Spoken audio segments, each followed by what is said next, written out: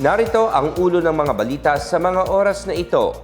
Mahigit 1.16 million pesos na halaga ng tulong na ipaabot na sa mga residenteng apektado ng Tropical Depression Luis at ng Habagat. Malacanang sinuportahan ang pahayag ni Defense Secretary Gilberto Teodoro na dapat manindigan ang mga opisyal ng gobyerno ng Pilipinas sa posisyon ng bansa sa West Philippine Sea. Senator Risa Ontiveros at Raffy Tulfo nanawagan na ibalik ang pagpapatupad ng 85 pesos na dagdag sa arawang sahod sa Metro Manila.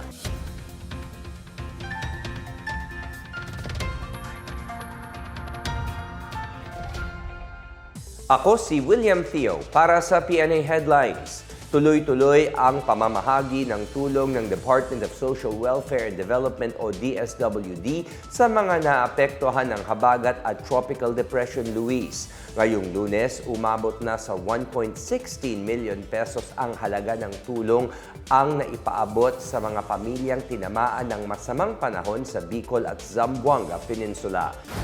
Sa isang news release, iniulat ng DSWD ang pamimigay ng ready-to-eat food box sa mga na-stranded na pasahero sa Tabaco Port sa Albay noong linggo. Noong July 30 naman, namahagi ang Zamboanga Peninsula Field Office ng food and non-food items sa mga pamilyang nanunuluyan sa mga evacuation center. Sinabi ni DSWD spokesperson Irene Dumlao na laging nakamonitor ang ahensya sa lagay ng panahon at nakahanda ring magpaabot ng tulong. Alinsunod anya ito sa direktiba ni Pangulong Ferdinand R. Marcos Jr. na tiyaking walang maiiwang Pilipino na nangangailangan ng tulong sa panahon ng kalamidad. Sa ulat ng Disaster Response Operations Monitoring and Information Center noong linggo, 374 na pamilya ang apektado sa Tabaco City, Albay.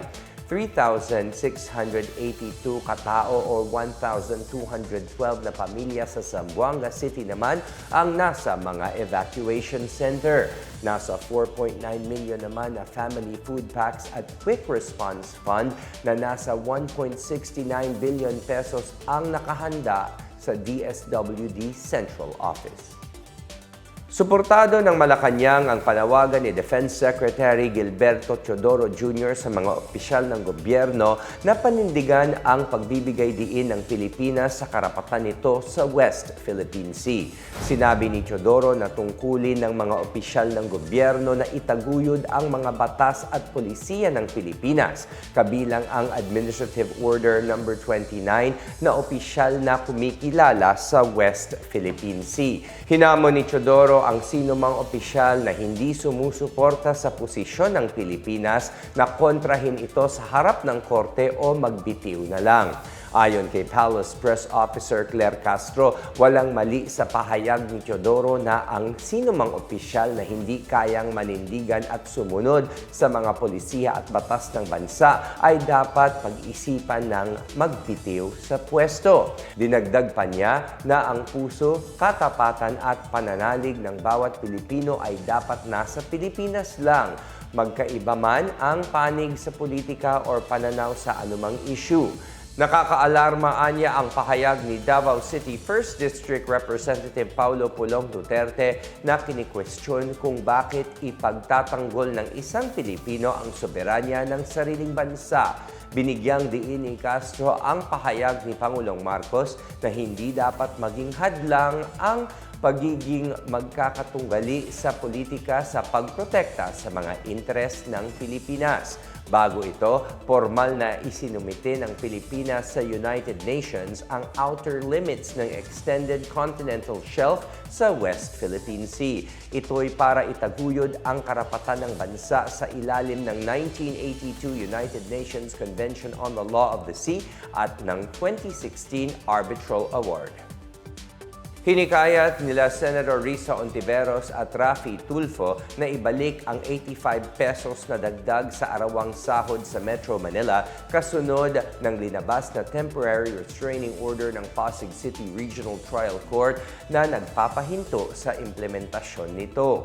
Sa ilalim ng wage order, nakatakdang ipatupad ang 85 pesos na dagdag sa minimum na sahod sa Metro Manila sa dalawang tranche. 60 pesos simula July 25 at ang natitirang 25 pesos naman ay sa January 2027. Ngunit nasuspende ang pagpapatupad nito matapos maghain ng petisyon ang dalawang construction company.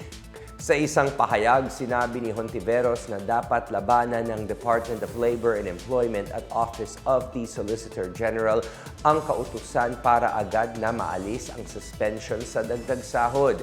Hinikayat din ng senador ang mga employer na igalang ang tripartite wage setting mechanism ng bansa at gamitin ang umiiral na proseso sa paghingi ng exemption sa halip na magpunta agad sa korte. Samantala, kwestiyon naman ni Senate Labor Committee Vice Chair Raffy Tulfo ang legalidad ng Temporary Restraining Order or TRO.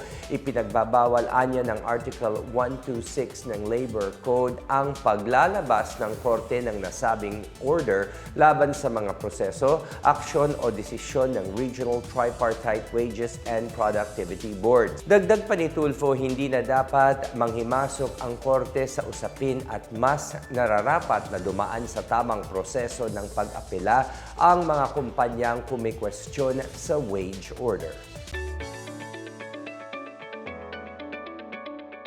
Sa balitang pangkalakalan, namahagi ang Department of Agrarian Reform Ilocos Norte ng dalawang motorized tricycle sa isang farmer cooperative sa barangay Yupon, bayan ng Pinili, Ilocos Norte.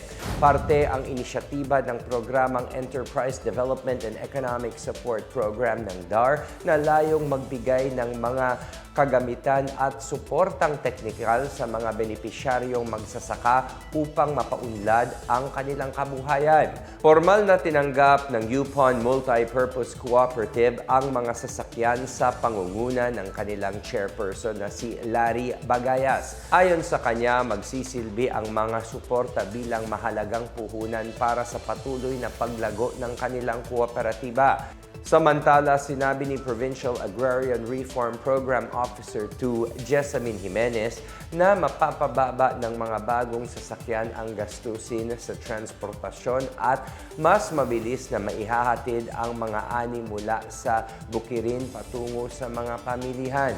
Dagdag pa niya, ang mga ganitong intervention ay para sa pagpapabuti sa hanapbuhay ng mga magsasaka at pagsusulong ng mga agrarian communities.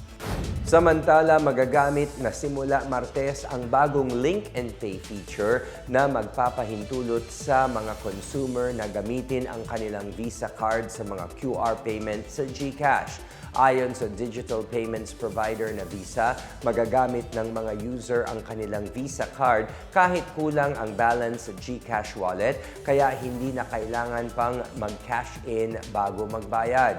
Gumagamit ang bagong feature ng Visa Payment Passkey na kung saan mabe-verify ang transaction gamit ang fingerprint, facial recognition o PIN para sa mas mabilis at ligtas na pagbabayad.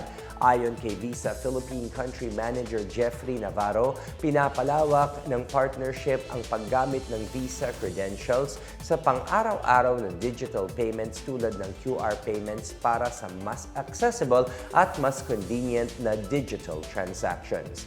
Sinabi naman ni G-Exchange Incorporated President at CEO Ren Reyes na magbibigay ang bagong feature ng dagdag na kalayaan sa mga user sa pagbabayad at pagmamanage ng kanilang pondo. Patuloy anyang pinagtitibay ng GCash at Visa ang pagsusulong ng financial inclusion at maisama ang mas maraming Pilipino sa digital economy.